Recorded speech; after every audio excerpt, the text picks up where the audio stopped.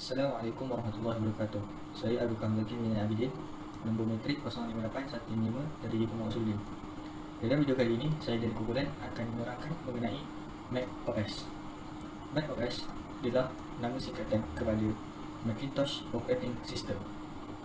Operating System merupakan sistem yang menguruskan hardware dalam komputer dan software dan memberi sistem yang basic di dalam komputer.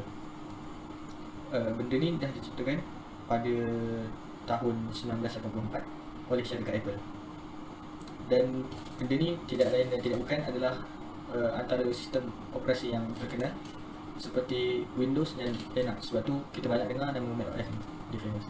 Dan macOS adalah sistem operasi pertama yang menggunakan graphical user interface dan ataupun GUI. Ia adalah sistem yang membolehkan kita menggunakan peranti elektronik dan membolehkan kita berinteraksi dengan adanya butang dan juga ikon yang kita boleh tekan-tekan. Itu daripada ni. Dan orang-orang yang penting pada Macintosh operating system adalah Bill Atkinson, Jeff Raskin dan Andy Asberg. macOS kini terdiri daripada dua bahagian besar, iaitu macOS Classic dan macOS X. Mac telah melalui pelbagai proses pembaruan dari dulu hingga kini, dan yang terbaru dari macOS adalah macOS Mojave. Jadi tanpa melengahkan masa lagi, saya menyerahkan kepada pemerintah seterusnya. Nama saya Muhammad Naufal Hafiz bin Cik Fiza, nombor metrik 058253. Saya akan membentangkan sejarah perkembangan macOS ataupun Mac Operating System.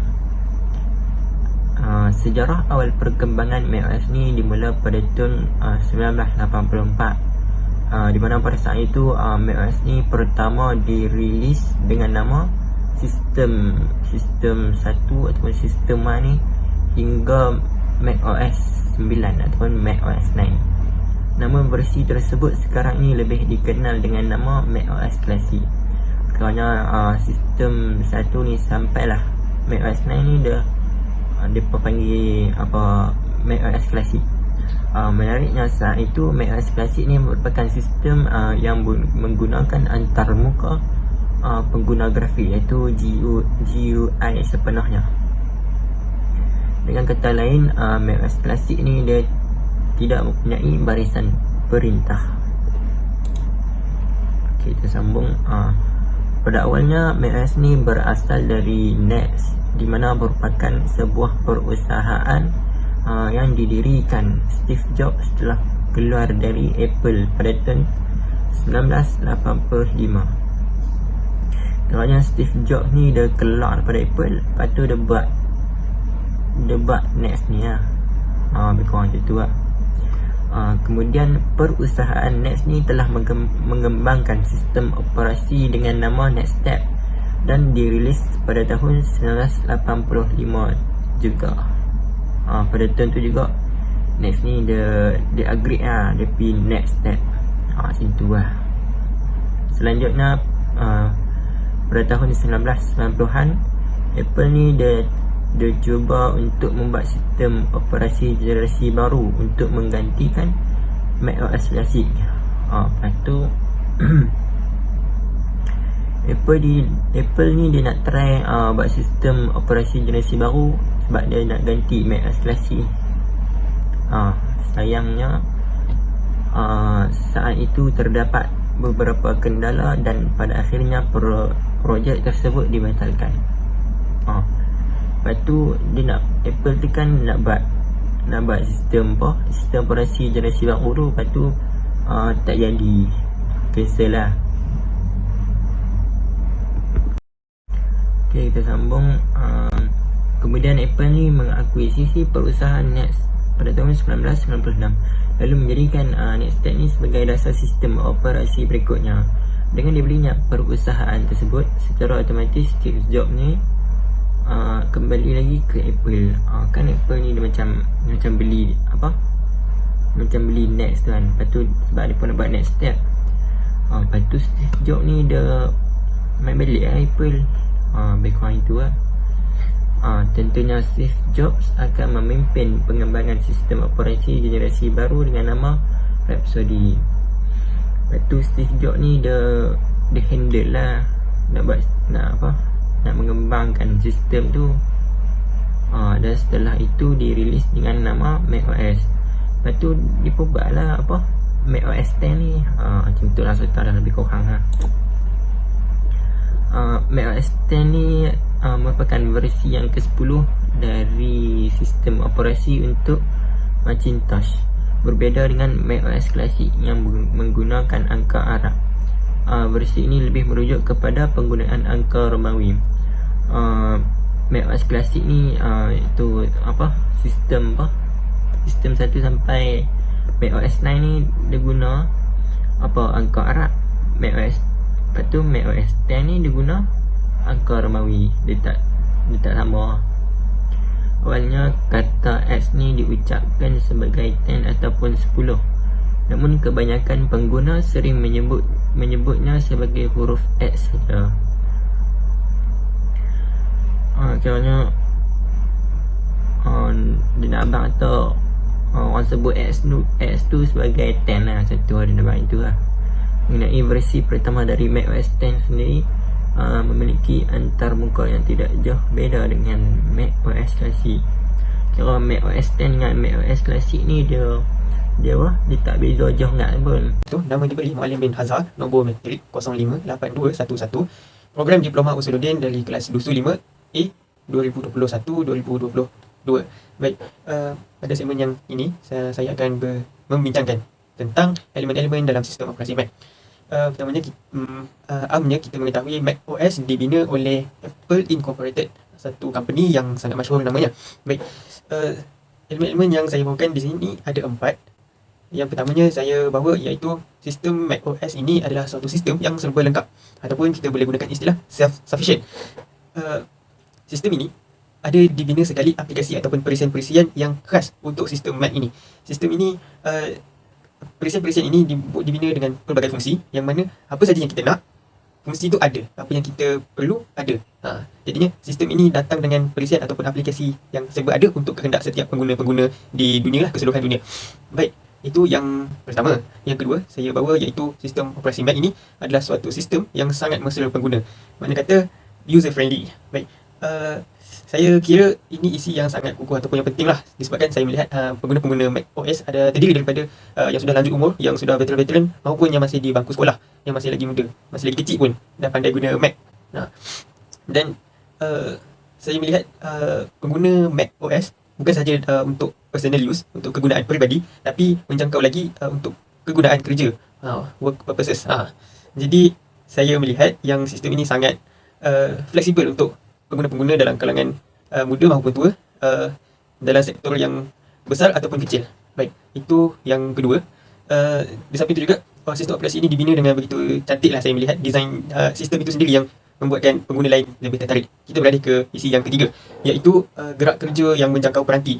Makna kata istilah lain adalah multiple devices syncing capability, iaitu kita boleh lakukan satu kerja menggunakan pelbagai device tanpa kita perlu download dan upload banyak-banyak kali. Tak perlu, disebabkan perisian yang awal-awal tadi saya cakap, perisian yang sudah ada. Contoh saya bawa iaitu iCloud. Di sini kita boleh gunakan perisian tersebut untuk kegunaan kerja lah, katakan. Apa saja yang kita lakukan di satu peranti, satu laptop di rumah lah, katakan. Kemudian kita pergi ke kerja tanpa kita bawa laptop tersebut, dan kita buka laptop yang baru, ataupun kita pakai MacBook yang lain, tapi apa segala edit ataupun segala perubahan pada MacBook yang di rumah terdapat juga di kerja. Maksudnya kita boleh sambung kerja yang sama di mana-mana saja, di platform yang lain, di peranti yang lain. Okey, baik. Itu yang ketiga. Yang terakhir sekali, yang keempat, sistem operasi Mac ini sangat menekankan jaminan keselamatan dan privasi pengguna. Saya tertarik dengan satu iklan yang Apple sendiri hebahkan di platform media, yang mana Mac OS boleh trace, boleh jejak possibility ataupun kebarangkalian, kemungkinan yang ada sesuatu pengguna ataupun masyarakat internet di luar sana yang cuba menjejak pengguna-pengguna Mac OS untuk atas sebab iklan ataupun atas sebab kita panggil advertisement, atas sebab scam mungkin. Ini satu yang saya pandang tinggi, apa yang kebolehan, sejauh mana kebolehan sistem operasi Mac. Bismillah, Assalamualaikum. Nama saya Muhammad Hafiz Fikri bin Ghazali, nombor matrik 058739. Seterusnya kita akan membincangkan perbezaan asas di antara Mac dengan PC. Terdapat banyak perbezaan sebenarnya di antara sistem, terutamanya Mac dengan PC, tetapi saya senaraikan 7 perbezaan asas bagi menampakkan apa itu Mac dan apa itu PC. Perbezaan pertama adalah dari segi sistem asas. Max adalah jenama yang merangkumi beberapa baris komputer peribadi yang dirancang, dikembangkan dan dipasarkan oleh syarikat Apple sahaja. Mac adalah satu-satunya komputer di dunia yang dapat menjalankan semua sistem operasi utama termasuklah Mac OS X, Windows XP dan Vista. Manakala PC secara amnya merujuk kepada komputer yang berjalan pada sistem operasi Windows. Ia juga didefinisikan sebagai komputer yang serasi dengan IBM, yang bermaksud bahawa seni bina berdasarkan pada microproses IBM.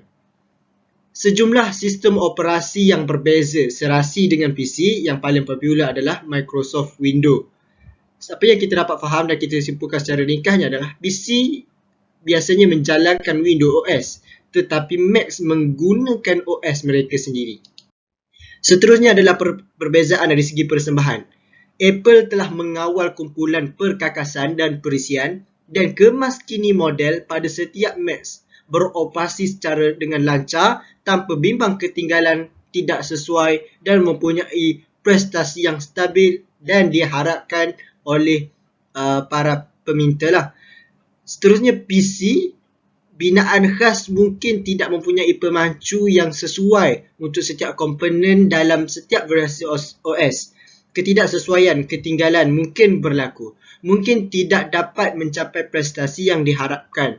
Tetapi PC juga telah membuat pelbagai update terkini yang mana kita kira dari segi persembahannya sendiri tidak jauh ketinggalan dengan Mac sebenarnya. Seterusnya adalah dari segi pemprosesan. Mac hanya menggunakan micro Intel, tetapi PC menggunakan Intel dan AMD.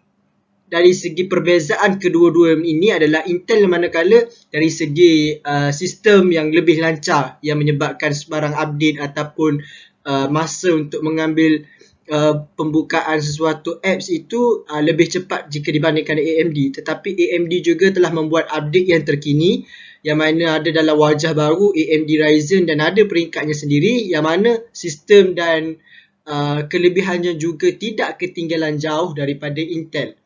Baiklah, seterusnya adalah keselamatan dan sokongan. Apple mempunyai kawalan ke atas perkakasan yang boleh digunakan dengan Mac mereka. Sangat mudah bagi mereka untuk melaksanakan sistem sokongan untuk menangani unit yang tidak baik. Manakala PC pengeluarnya pun adalah berbeza. Ada yang Lenovo, ada yang HP, ada yang Acer dan sebagainya. Pengendali sokongan secara berbeza, hasilnya dalam pelbagai keputusan dan tahap keseluruhan lebih rendah daripada dengan Mac. Perbezaan seterusnya adalah dari segi kelebihan dan kekurangan. Mac boleh membuka hampir semua fail PC dan boleh wujud bersama di rangkaian tempatan dengan PC. Boleh membuka DOS sebagai bundle termampat dan lain-lain. Perincian ada untuk jenis fail lain, boleh juga menjalankan Windows pada Mac untuk keserasian 100%. Manakala PC fail berasaskan Mac, DMG tidak dapat dibuka pada PC secara semula jadi, tetapi kita boleh memasang perisian yang dapat membaca dan mungkin menulis fail berasaskan Mac pada PC. Seterusnya adalah dari segi pemaju. Sebarang update daripada Mac akan dilakukan satu-satunya di bawah syarikat Apple. Manakala PC pemajunya sebarang update ataupun perkembangan akan dilakukan oleh banyak syarikat antaranya Microsoft, Ubuntu, Linux, Sun, Solaris dan lain-lain. Manakala kilang yang banyak menggunakan Mac yang menggunakan ataupun mengeluarkan dan mengabarkan sistem Mac bagi Mac adalah Apple sahaja, dan pada PC terdapat banyak syarikat seperti HP, Toshiba, Dell, Lenovo, Samsung, Acer, Gateway dan lain-lain. Okey, dari apa yang disampaikan oleh kawan-kawan kita tadi, saya akan membuat rumusan mengenai kebaikan dan juga kekurangan dalam macOS ini. Yang pertama sekali, macOS dia ada kestabilan yang baik dalam menjalankan berbagai aplikasi.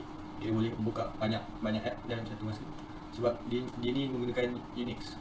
Dan Unix ni dia membantu dalam buat banyak dalam multitasking, buat banyak benda dalam semasa. Dia boleh buka banyak-banyak, dia jadi tak hang lah. Dia laju. Yang kedua, dia mempunyai keselamatan yang tinggi daripada virus atau malware. Kira virus tak boleh nak masuk sebab ada apps protect, nama apps protect. Dia boleh scan semua app. Kalau ada malware dia keep. Kira dia tak ada risau dengan virus ni. Dan yang ketiga, dia mempunyai feature yang dinamakan time machine. Time machine ni dia boleh restore balik apa yang terdelete ke semua. Jadi sangat guna lah. Contoh kalau tiba-tiba kita ada terdelete apa-apa word ke, boleh restore balik. Dan bagi kekurangannya pula, harga dia ni menjadi sedikit masalah bagi rakyat marah ini. Jadi susah sikit lah. Dan dia juga tak sesuai untuk main video game. Kalau video game sesuai macam Windows tu. Sebab dia punya khusus untuk kerja macam Office. Dan yang last kali susah sikit nak upgrade benda ni sebab standard komponen-komponen dia tersendiri dan boleh tukar kat tempat Apple je. Dan RAM semua tu dia khusus lah untuk Apple. Jadi kesimpulan yang dapat kita ambil adalah dapat banyak peranan yang macOS ni bagi kat kita, khususnya dalam industri komputeran. Jadi dia ni dah banyak membuat kemajuan lah dalam industri ni. Jadi sebenarnya kita perlulah menggunakan perkara ini sebaik ni dan tak menggunakannya kat arah yang salah. Sebab kerja sekarang dah, jadi janganlah buat itu. Sebab Allah dah bagi ni, kita kena buat yang terbaik. Jadi sekian itu saja yang baik tanya abang untuk dari saya sendiri. Assalamualaikum warahmatullahi wabarakatuh.